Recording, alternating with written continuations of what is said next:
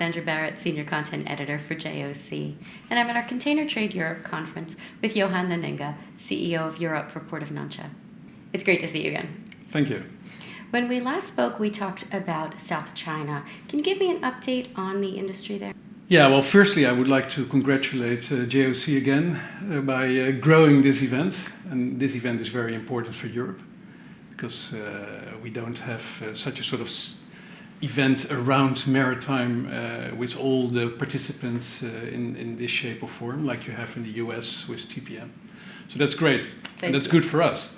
South China, we talked a few times about the trends that are happening in China in general, where we talked about production is moving, connectivity of the ports is getting more and more important. We talked about the rail.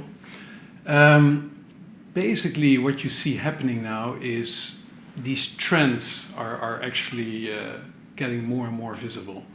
Nansha Port of Nansha, is on the west side of the Pearl River Delta, and we see actually the volume starting to shift to the, let's say it, cheaper area, the west side of the Pearl River Delta, where there's more space. And I think a big trend that I would like to highlight is, and I think that the US and Europe have not really sort of picked this up, how important this is. The central government of China has decided that between Guangzhou and Hong Kong, the area along the Pearl River Delta should start to develop as one big metropole. And that would mean that you have there sort of a mega city of 70 million people, which is population of France. And in such an environment, you're bound to see specialization. And actually, central government has already sort of indicated a place like Shenzhen should go much more into the direction of high-tech, finance, fintech. There's still a lot of production going on in the area, and actually it's logical that it starts to move more and more towards the other side of the river. And if you see that sort of map of this metropole, then Nansha is sort of a very central, I will not say but it will be a very central shipping center, logistics hub of the future for this metropole. So we are very excited, of course, about this. If the central government says such a thing, then a provincial government has to start to implement it. So we are seeing more and more concrete actions that it is going into this way. Well, not as a result of that, but sort of continuing on what has been happening over the last few years. In 2018, Nansha was again the fastest growing port of China. So I think we're doing something good. Definitely. Now, you mentioned some concrete things. Could you give me some examples of some things that are underway? One thing is that the municipalities, they want to see further port rationalization.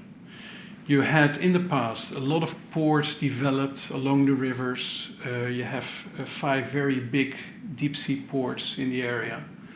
And it starts to make sense to have a port rationalization instead of throwing money at all these ports and it's sub-optimized.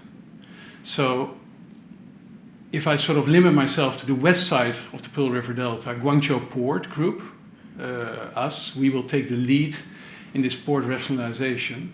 And in that way, the area can make optimal use of Nansha as a hub. And actually, Guangzhou Port also has brought in some of the municipalities in the hinterland, like Zhongshan and Foshan, who actually are participating now in investments in Nansha and the free trade zone where Nansha is. So it's clearly starting to happen that the metropole is seeing that we have to sort of work towards a hub. Now, will this bring, do you see any negatives? Do you have any challenges sort of on your radar that you expect you'll have to address in some way? Well, it's going to be a big transformation, and you have to see if in the end the execution is going to take place in the right way. One of the good things is that the Nansha port will also be connected to the national grid of the rail. And that is in construction now. That investment has been done. It just has to be finalized. So that means that, say, the regional shipping hub Nansha will be connected by rail in 2020. So that would then open up the whole hinterland, even all the way to Sichuan, where you are really in western China, whereby southbound trades like Europe trade, Latin America, Africa, actually can bring the goods to the south and then start to ship. And then you sort of cut out 3 days of sailing if you, like now, bring it to Shanghai. So there's a lot of movement and transformation in the logistics network of China. It goes beyond South China. Yeah, again, I'm coming back to, with a lot of transformation, there are risks that things are in the beginning not going smooth, or you're coming across certain aspects that you didn't sort of take into account, or those sort of things. Difficult to say at this moment. Great. Well, thanks for taking time to sit down with me today. Yeah, thank you very much. It was great to be back. I've been speaking with Johannes Nanninga, CEO of Europe for Port of Nansha.